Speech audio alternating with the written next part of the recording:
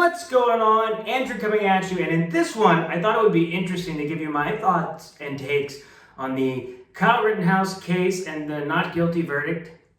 For those of you who do not know, Kyle Rittenhouse was a 17-year-old that decided to take a AR-15 or an assault weapon type weapon, like a military type weapon that can hold 30 rounds or more, to a protest in Kenosha, Wisconsin, and an altercation took place in which 3 people were shot, and then he was later arrested and brought on trial.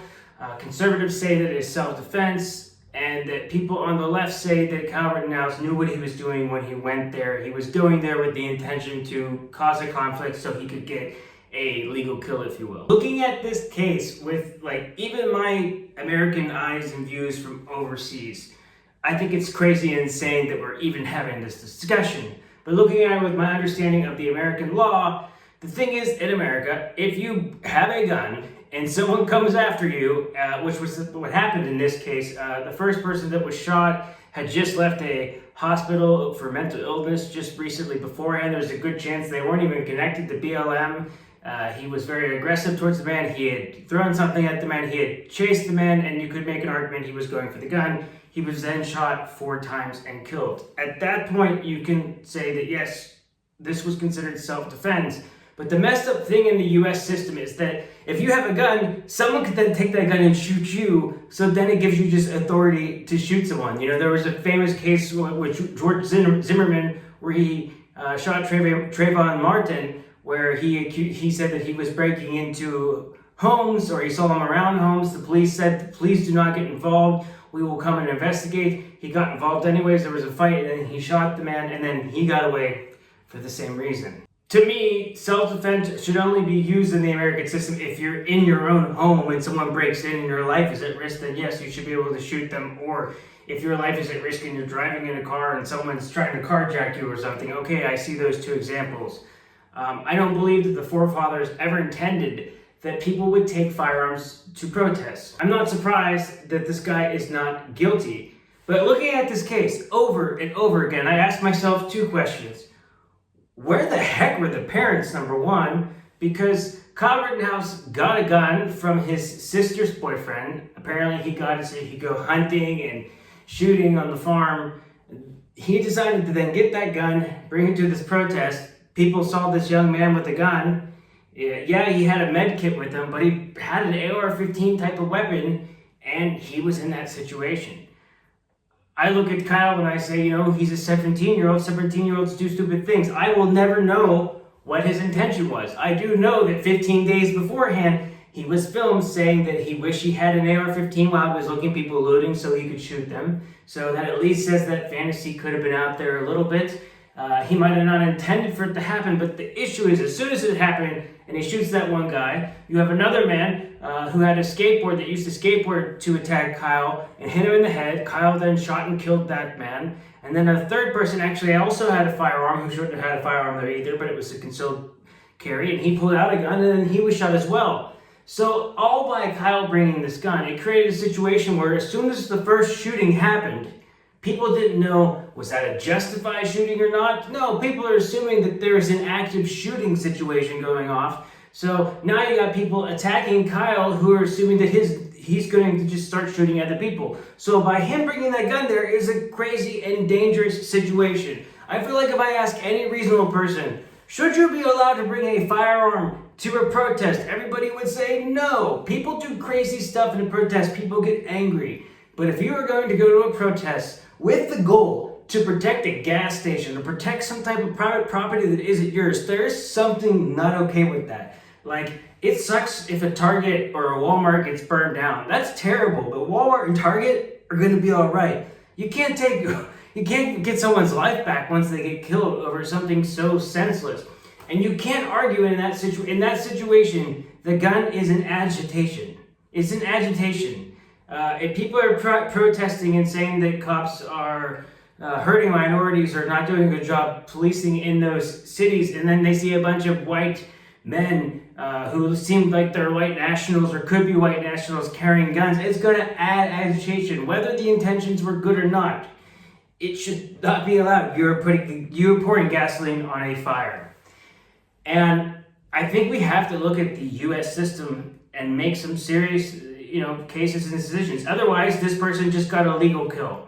And you know what? This decision decides that, hey, you want to get a legal kill? Guess what? Just go to a protest. This is going to allow this to keep happening. The thing that shocks me is I thought conservatives would say, yeah, okay, this is self-defense. I can sit here and say, in the American system, this is self-defense.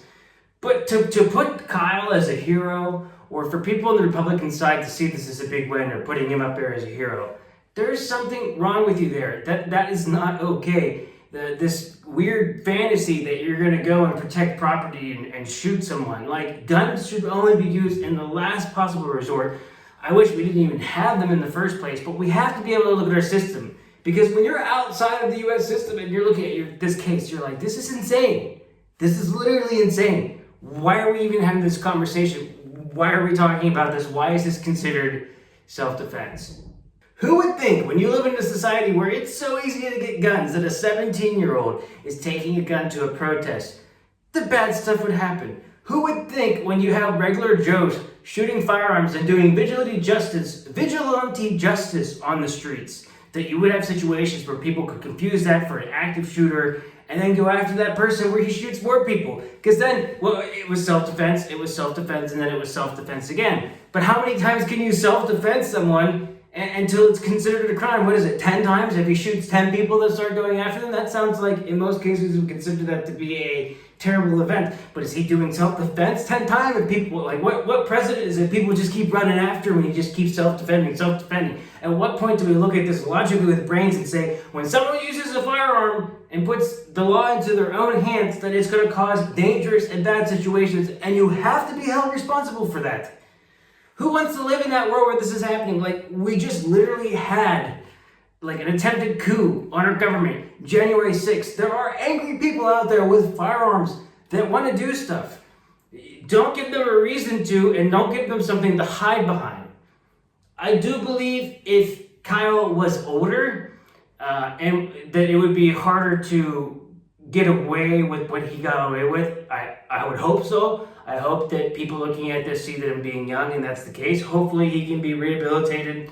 Hopefully he can learn from his way. But the sad part is, Kyle, you are responsible for putting yourself in a situation where bad stuff happened.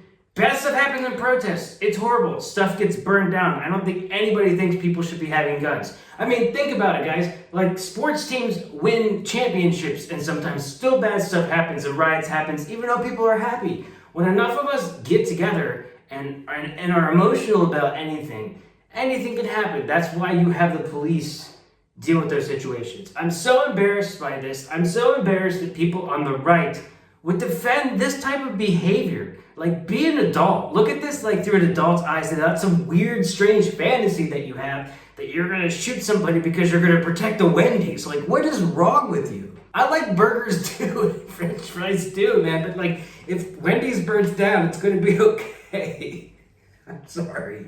Destruction of property is not a cool thing. I don't support that. Don't go out there and do that. But what are you, Batman? For crying out loud. I don't mean to laugh in this. This is not a laughing matter, but you have to understand that I'm looking at this case with such a level of ridiculousness. Remove yourself from America. This is an insane story. Live in America and you're so blinded by it, and you accept this as such a reality that people can just take justice in their own hands constantly, not even in their home, mind you, just on the street playing hero. You can't do that at a time where there's this much political tension, in a time where there's almost been attempted coup on our government. So, okay, this is my case. I hope it doesn't come off as a senseless rant, but I hope there's real change. Gun laws here. This would not happen in Sweden. Sweden would not be okay with people brandishing firearms, showing firearms, walking around the street with them loaded. And guess what? We don't have the same issue here that we have there. Yes, do we have shootings? Yes, are shootings on the rise here in Sweden? Yes, but it is not on the same insane level happening. I hate when people say that in my comments. It triggers me. Yes, I know, but it's not the same as in America. So Sweden must be doing something right. And we could just continue to do nothing in America. That does an awesome job. Or we could actually, politicians could do their job and we could actually make real change. Okay, I hope that's my thoughts on this one. You guys can tell me your comments below and your thoughts and opinions. Okay, rant over. I'll see you guys in the next one. Hey,